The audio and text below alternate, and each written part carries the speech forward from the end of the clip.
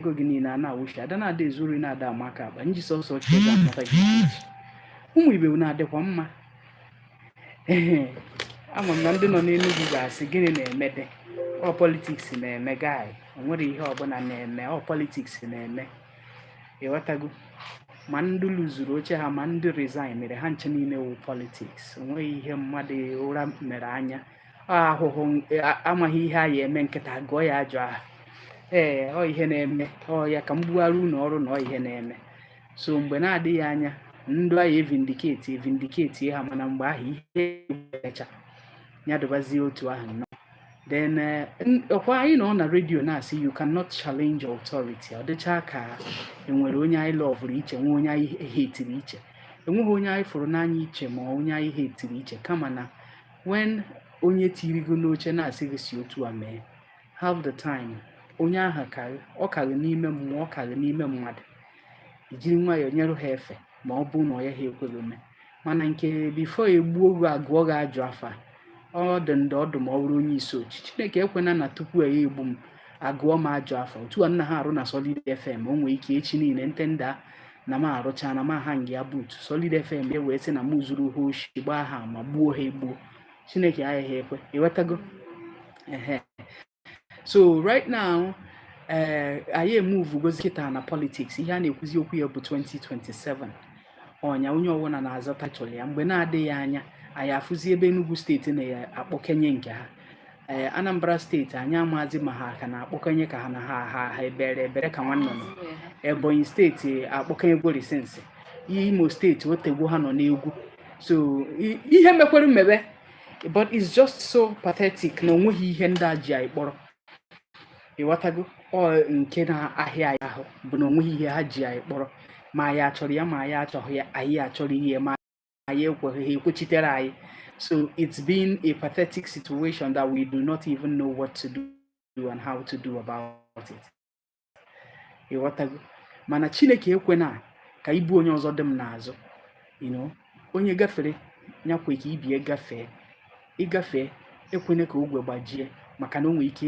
ịnataba azụ ihe esi n'ogwe ahụ wee gaa ịghọtago so ma ndị niile mkparị nkata ma amụma wee chọta ihe a eji wee gbuo mmadụ ịma na ụfọdụ uche na ọmụ iwetara mma gbuo mmadụ na ọnya bụ na igbuo mmadụ ọ bụrụ ya bụ na igbuo mmadụ enwere ndị ji okwu ọnụ egbu mmadụ nwee ndị ji akparamagwa egbu mmadụ nwee ndị ji anya egbu mmadụ nwee ndị ji omume were egbu mmadụ ịghọtago so onye na-achị prezidenti onye nwe judiciary prezidenti onye nwe amị prezidenti onye nwe polisi prezidenti onye nwe mụ na gị prezidenti ndị akweghị ya ịghọtago onye nwe INEC prezidenti gịnị ka ị na-akọzi ụbọchị ya chọrọ ewere ndụ ụbọchị ya chọrọ enye gị abi ụbọchị ya chọrọ ka ikudewe ume ụbọchị ya chọrọ inyekwa ume gị bak enye gị ume gị bak ịghọtago so mana ọ dị ndị ọdụ ma ọ wụ na tufu egbuo nkịta na aya agụ ya ajọ afọ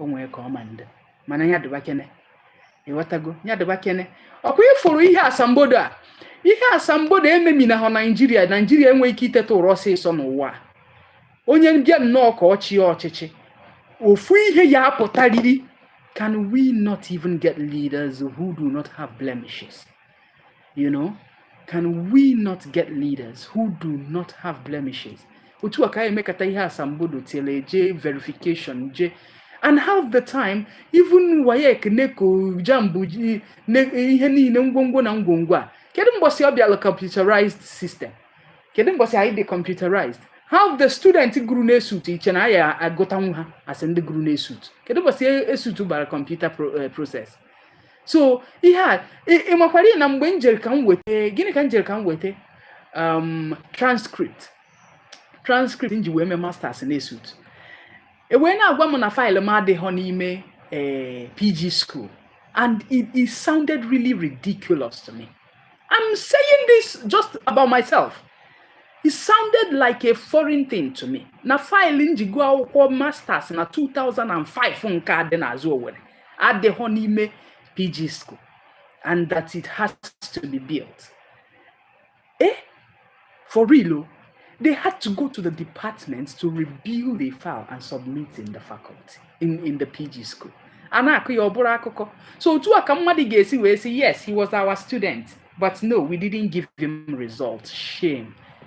You know, shame. Ego ụgwọ akwụkwọ na-ada ego one mgbe mmadụ dịka Uchenna ji ha gara school eji akọfusi akụkọ kọbara na m na ana m anụ ya politiks ru ha anụ na-achọta gwada ngwa kwanyere anyị na ya mebe ọ gbasa ada unu ọ dị mma ọ mụ na unu degere na Naijiria anụnwa Naijiria ma mma na ọ mara mụ na gị o Naijiria jọọ njọ ọ jọrọ mụ na gị o ana Naijiria manụ mma na ọ mara anyị niile onye ọbụla tinye aka ka idezi obodo anyị ka anyị biri ma ọsọ unu ma ọsọkwa unu mana anyị anọrọgo onwe aka nwere ebe nji azụ eje onwe kwede ihe nso mpas tara sọsọ ekwurekwu ude duri onye ihu duri onye azụ kama na ụchakịrị gbuo akụ ndị iro ejeji na-akpata onye ike na ụchakịrị ụsọsọ akụkọ ọ bụrụ ụchakịrị akpọbe unu anụrụ Igbo nso gwajikwa ya ndị ya ada unu maka na ihe a na-emezi n'obodo abụ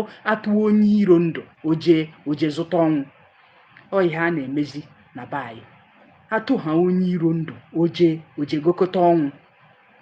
Kedu onye anyị enyebeghị certificate forgery? Kedu onye anyị ebobeghị ya? Kedu onye na-eme ọfụma ebobeghị certificate forgery? Bọchị ihe asambodo ga-eme ma ndị niile unu na-akpọ prof ịma na nọ na redio anụnwasị unu na I cannot even address anybody enyere honorary professorship as a prof unu eche no because na isi mode ka isi mmadụ na-abụ no ya mere ya. Half the time honorary awards does not even transcend to a professional title of a professor na any academia. Or just na ahụrụ na ị na-eme mma in a given area decide to honor you, right? And ọbụha an abomination, even though some of the schools are beginning to sell their own. Inwe ego enyego doctorate, enyego honorary doctorate, honorary professorship. So nyaka mma ha eji wee kpọọ anybody ma ama ha gụrụ akwụkwọ as a professor. I won't address you as that. Especially ọwụ na ị naghị ekwu okwu ọfụma as onye merited professorship. Right? Ihe niile Uchenna ji na-eme with the aspirants na contract niile assign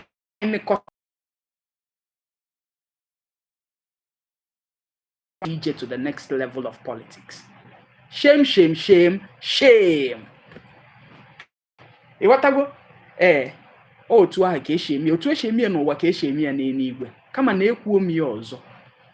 Ụchakịrị bụ sọ akụkọ ọ bụrụ ụchakịrị aka akpọbe maka ndị na-atọ ọkpụkpa eji egbu ụchakịrị asị nkụ.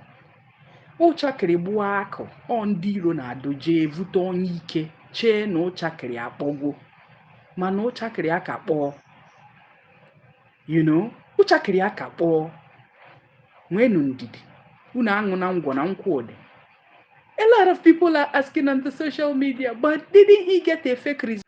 But let's just say sometimes don't challenge authority, especially one who can just do you like this in a twinkle, right? You don't know. Domestic violence. Like ihe m kwuru before, ụfọdụ owo ntinti ihe ka ha fụtara ụwa iti onwe ha tie mmadụ. Ụfọdụ owo iri anụ onwe ha ka ha na-eme n'ụwa ha bịara. And I don't understand how people just devote their strength into bullying others. Iti mmadụ ihe, imerụ mmadụ ahụ, ime mmadụ akaje, ịgwa mmadụ echeta ebewe, ịgwa mmadụ ọdụka ọdụ ya n'ụwa niile, ọ ya ha emekata mee nchefu n'ụwa atịla ụwa ọzọ abịa. There are people who just derive pleasure in making people cry. Ahụ m ewu man onye amị na-anụ I swear to God na ọwụ ya mụrụ di ya ọkụ. Na ọwụ ya mụrụ di ya ọkụ na ebe di ejere si ya na ọ chọghị ịhụ ya n'ụlọ ahụ ma ọwụ na ọ nata ọrụ that day. Ka ọ nataziri hụ na the woman ka nọ n'ụlọ according to her. O je vute fuel na matches na lighter o ya eji wee mụ nwa mmadụ ọkụ. Ụta adụ ya. Ọkwa arị ndị amị na-ewu. Ụta adịghị ya. O ya eji wee mụ nwa mmadụ ọkụ. according to the woman ha mere shi kpakata ụkwụ kpake fuel wee kwa na lighter wee dakwuo ebini wee hụ ndụ kpụ atụrụ ya jee iweta somebody ya ọkụ gbagbunyo ya anya. Sometimes ike onye ji ama ka eji ama ya. Onye na-emekene ihe n'ụwa ya nwere nwayọọ. You know, Chisom natara. Chisom is back and will need to continue her IT session until some few months. Ogeji wee nachia finally wee jide exam. Anyị nwere nwa ọfọ n'ụlọ. Afọ ya bụ Chidimma. And this is her first time on air. Mụnwa onye bịa ha anọ so far n'ọrụ redio ka ọ kara. Ọ banye na vidio na-eso ibie na-enegheri anya. Anyị na-ekwu na-enegheri anya mụta ka esi ekwu okwu na onwekwu otu ọzọ esi eme ha n'otu a. So I'll give Chisom an avenue to even introduce herself and kene Ohaneze. Chisom ngwa. Ohaneze kene muno. Afọ m bụ Nwada Chisom. Anachitere m azụ sị ka m bịa nọnyekwara unu ka m complete my IT. Akwụ ndị mma, ama m na arụ dịcha onye ọbụla. Of course. Nne ngwa kenekwuo ndị be anyị. Ekele m Ohaneze ndị Igbo na-ege ntị. Afọ m bụ Nwada Chidimma. Nwada Chidimma, ọnụ ya aka gị aka. Ejigbo nwa ka ewu. No. Ọnụ karịa aka, kwunu hụrụ. Very good. No. So anyị na-ekwu maka domestic violence. Ụfọdụ hụrụ domestic violence ọsọ ebe a na-adụ aka n'ọnụ akwa aka. Ụfọdụ amahụ na enwere ndị ha na mmadụ bi n'ụlọ mana ha anaghị ekene good morning. Ha ncha bụkwa violent. Ha na di ha anaghị ekwe good morning. Ikene ya good morning ọ ka negheri anya mara ma ọkwa morning. Nwaanyị na-eshi iche, nwoke na-eshi iche. Ụmụ ha bịa na-eshi iche. Because enwere some people na-anụ kata di ụmụ ha na-ahụ ụmụazị erugo 30 years, 28 years, 26 years, 25 years. Di ha mama ha na papa ha anaghị ekene good morning. Ha anọkata sị na ha na-azị anụ ha anọkata ha divorce ọ di ejewere onwe nwunye ejewere onwe aghọtadị m ịdị divorce ha. Ihe na ịdị were sense ụwa di ị na-edi udo a na-achị nwa nke ọha. You know ka it's so crazy. Ịmana so enwere some families di ama ha na nwunye na-eyi akwa na-eyi nwa eba na-eri nri na-eso ibi ya atọ ụtụ meeting. Di a whole di ama ha na nwunye so ibi ya eje ihe. Ọma ha na ibie na-eyi dross n'ukwu na nwunye ya kwesịrị ị na-echeji dross n'ukwu. Mana ọhụ nwaanyị ọzọ dị n'iro. Ọfụ nwaanyị ọzọ dị mma. Enebu ukwu egbuo nama. Egi ya niile agwụ ebe onye nke ahụ nọ. Mana ọma na-eke ya bi n'ụlọ. Egbuo nama ọhụ ehe ewu egbuo ezigbote nama. Ụmụ nwoke ụfọdụ riri latrin. I'm telling you, nweghị imere metie mma. Enweghị imere metie mma cha. Ị hụrụ nwaanyị karakta nwaanyị nwoke ishi wee pafụtara ya onye n'ihi ya ozigbo. Sharp. Ịdị n'ụdị owu na ishi wee pafụtara ya nwaanyị onye n'ihi ya ozigbo adasị ndo inye udo onye udo inye tatuwa irachara. But enwere some women dị very cantankerous. By default ihe ọ sọrọ ọgụ mee ha ị naghị emete ha mma. Ha adịkwa. So emeghiri nwa ogugu emeghiri nwa anọsi ike ọdụ ka a na-eme. So Chisom achọrọ m ka ịgwa ndị be anyị ihe bụ domestic violence ka ha wee na-aghọta ya ọfụma. Okay, na nghọta nke mụnwa domestic violence bụ mgbe relationship ma maybe marriage ebe ị na-eme exercise your power maybe ịka onye a nwee power. Ọ bụrụ ọkwa sọsọ na marriage ka ọ na-emekọ na friendship ịka mmadụ nwee power ịka mmadụ n'ọkwa ma onye isizie ka ijirizie opportunity a ka ijiri ohere ahụ wee megide mmadụ maybe banye ịgwa ya ajọ okwu ma ụfọdụ chere ma otu ọsọ mgbe e tinyere gị ihe bụ ya bụ sọsọ domestic violence. Enwere okwu ọ ga-abịa ịgwa mmadụ ka mọ isiri ekwu nwe okwu ọ ga-abịa ịgwa mmadụ n'ụwa oche ọ ka mma na itiri ya ihe simple oche echiche ndụ ya You see, see, all come money to the physically instead of abusing the person emotionally, abusing the person's mental health psychologically, abusing the person because no go financially, abusing the person sexually. Emanu fodo mwoke wu rape ka ha jeje na dume. I'm not joking with you. Ụfọdụ ụmụ nwoke ewu sọsọ rape ka ha ji eje na dume oyi ha nwaanyị ọwụkwa onye iro ma nwunye ha right because na ha filuru na gị na nwunye gị se okwu na the best place eji edo ma ese okwu bụ n'enu akwa. You see, that's an idiosyncrasy from the pit of hell. Ịmana onye nwere obi aṅụrị ka ngede gwe na akwa ọtọ, onye obi edo ọcha dị mma, nwoke ọwụ na ịhụrụ owu na asa iwe na ewe ọsọ gbara ọtọ n'ihu ya shako eme onwe ihe na-eme na ndụ dama. So I need people to understand na ọ bụghị esemokwu niile ka a na-eje edezi n'enu bed. At some point in a man's life, he needs a quiet time. At some point in a woman's life, she needs time to even heal from physical harm, emotional harm, trauma, and to even avoid death. So, ije ya aka n'ahụ, ọdụcha ya ka ogwu na adụ ya, like touching body, adụ ya ka ogwu na adụ ya. Mụnwa mụ na gị si okwu bịakwa anyị kpa nkata doo echekwere na ị na-eje na dume n'enu bed kama na amaji ego. We cannot even do anything because onye obi edu ọcha dị obi aṅụrị onye obi aṅụrị na-akpa na-eje na dume. Let me now be plain with the guys who think na okwu niile esere ese na mgbe ime gotere yesu ya ije na dume na okwu aha anago ashi okwu ekwuhu n'ọnụ anaghị eji ọkpa azọgbu ya. I ekwuriri dị okwu n'ọnụ so that the repetitions will not happen again. Mana ụfọdụ ụwa ha jee he gotere gudi niile dị n'ụwa ka ama ma ihe echefu datin ha dị ha ka ichefuo ya. Unu echedo na ụmụ nwaanyị wee ewu mgbe ụmụ okorobịa unu eche na ụmụ asa wee ewu. Well, you're thinking so. Please think again. N'ọrịmba. You know, enwere some of these injuries anaghị akọwanwu. Bruises, cuts. Ihu na mmadụ agbajigwa ibi ọkpụkpụ. One of my in-law onye ụmụnze agbala nze tikatara nwanne m nwaanyị Chinyere ji ọfọ ihe tijie ye amam ihe o tijiri ya ihe ahụ to the point na Chinyere baye na ịkpọ Chinyere okubaye Chinyere instead of ime otu a o buru ahụ ya niile wee tọnụọ. Are you kidding me? Ayi gwara agbara nze nga ntị m abọrọ ya bụrụ mistake.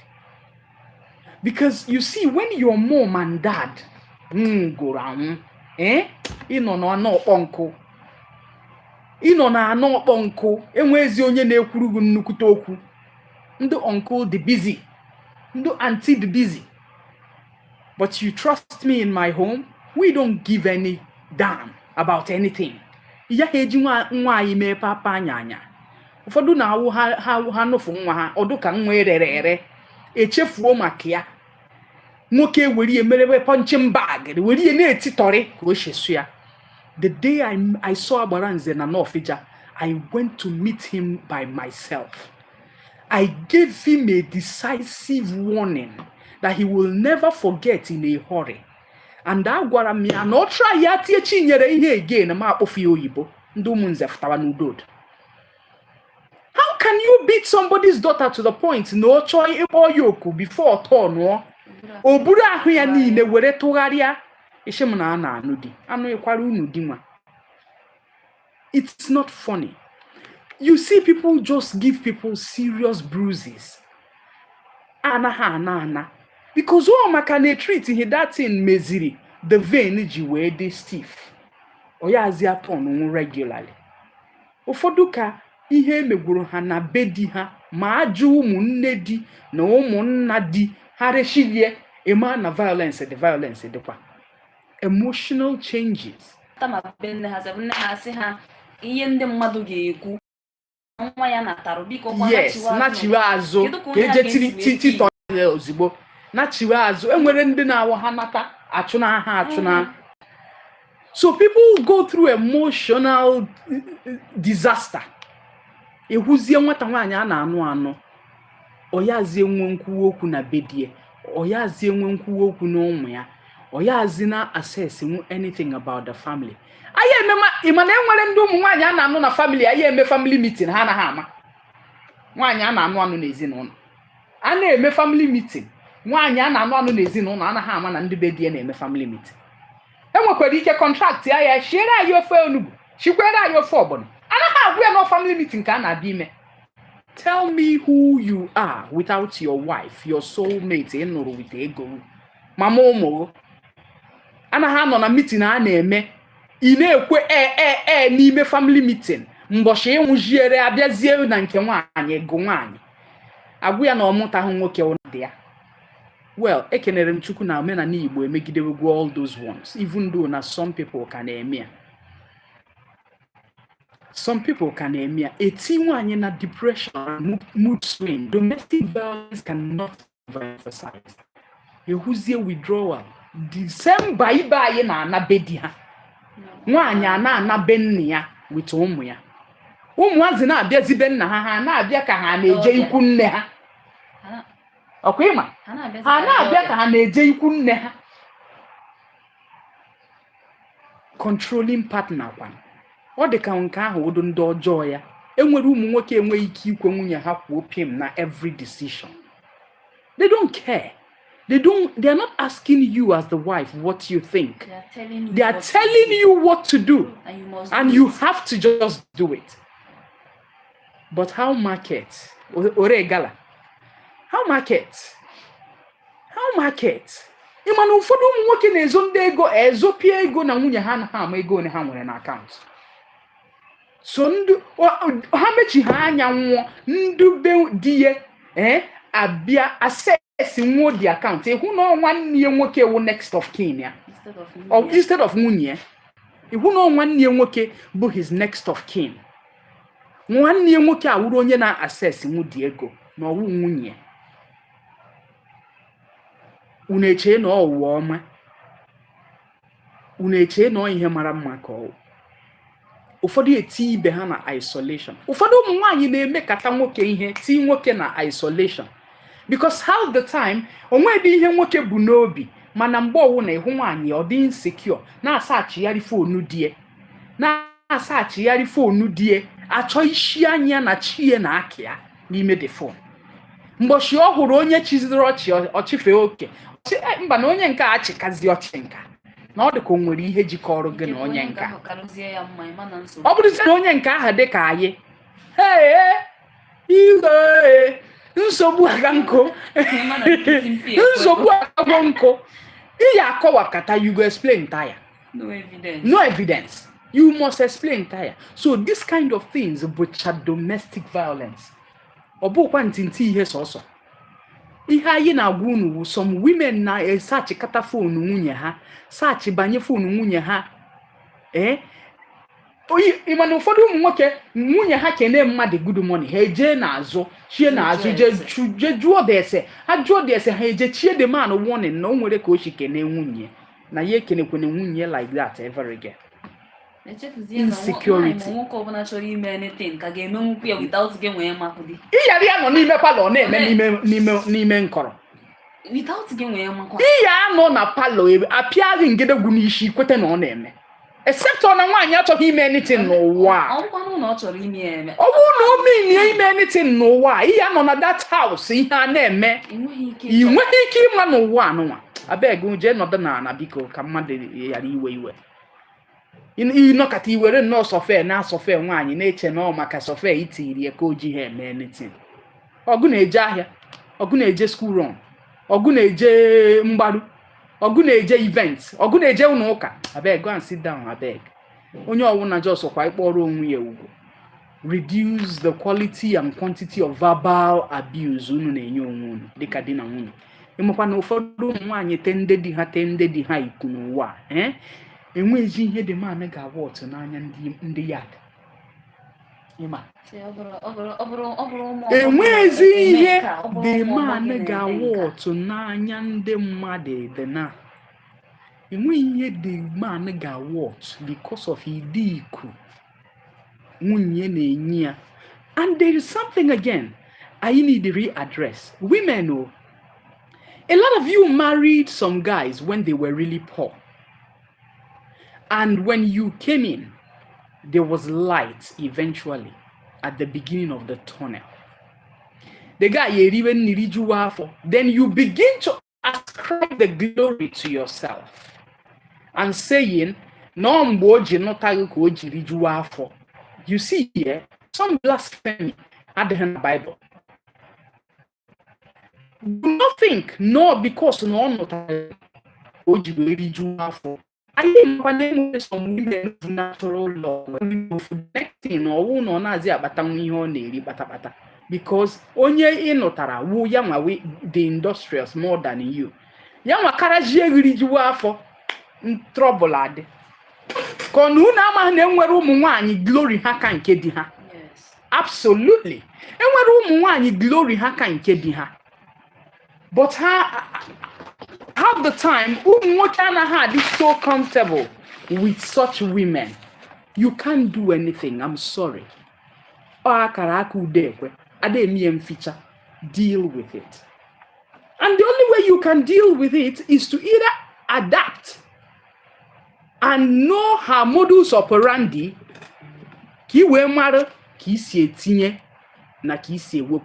Emalo has strategies. Ma orugbo mgbe o ji akpata ego ka ị mara ihe ọ na-emegasị. You keep learning until you nwee the agreement.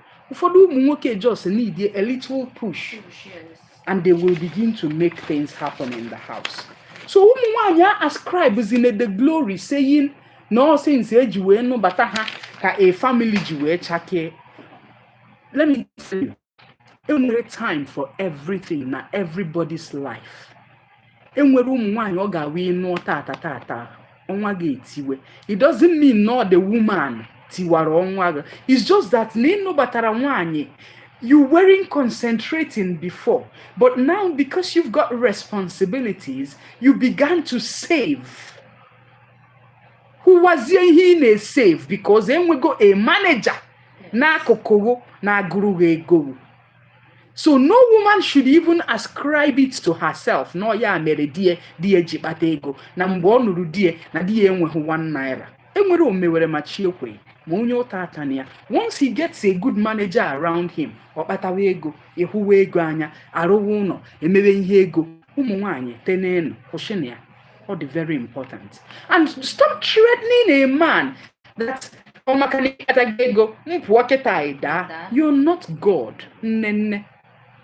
Verbal abuse, calling him names, insulting him, pulling him down, issuing him threats, issuing him harm,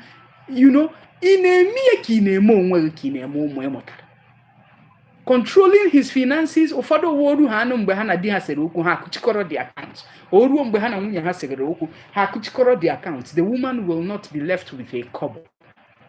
She will be suffering. For that moment, ya na di the issue. Why? You're senseless. You don't have sense. Why will your woman not have a sense? Because how do you need her to take care of the children? Some people just want financial control. Then you follow koya away with ego nye. Hey, go and go till ego ahụ. Ego ahụ guzie. Mbosi anara ha di ego ha kowe man and de pan. Kowa aja. Chowa ihe a na-akọ anaghị akọ kọ yeribe. Please, ndị be anyị, stop gaslighting yourselves. All the very important. Ụfọdụ the too possessive na ha madu abada. Ị na-adị jealousy, were jealousy ahụ fee na akpa. Ị na-anụ ihe na-ekwu, ọ bụrụ sọsọ ụmụ nwoke na-adị jealousy, ụmụ nwaanyị na-adị jealousy. Nya akwa ọkụkọ wa anụ nke ọgazi wọkụ so ma otu esi adụ jealousy mana nwunye gị megide ahụ all right, you claim all right. na you were jealous nya ka eji wee tie ihe tinkatiri pan because na you jealous amụma marakwa. So guys, you people need to also be guided. Kusi no oke agogo denying everything just to downplay what you've done, an abusive behavior. And I deny even ka anwo chim enweghị ike ikwete shindo na ihe ime ihe na-achọ ihe ihe kwuriri, intimidating people and walking on eggshells as if no obohogu nwamerie. Ụfọdụ the very wicked as well. Ihe ya eme ihe he pretend ya na ha mere. Yes, ha pia ahụ bingo komaria make on ha amaghị ihe ha mere. Shame. Power just to control people. Abuser no didi egwu. Kedu nke anyị ga-ekwu ghara ibie? Jealousy no didi egwu. Ada akpa nkata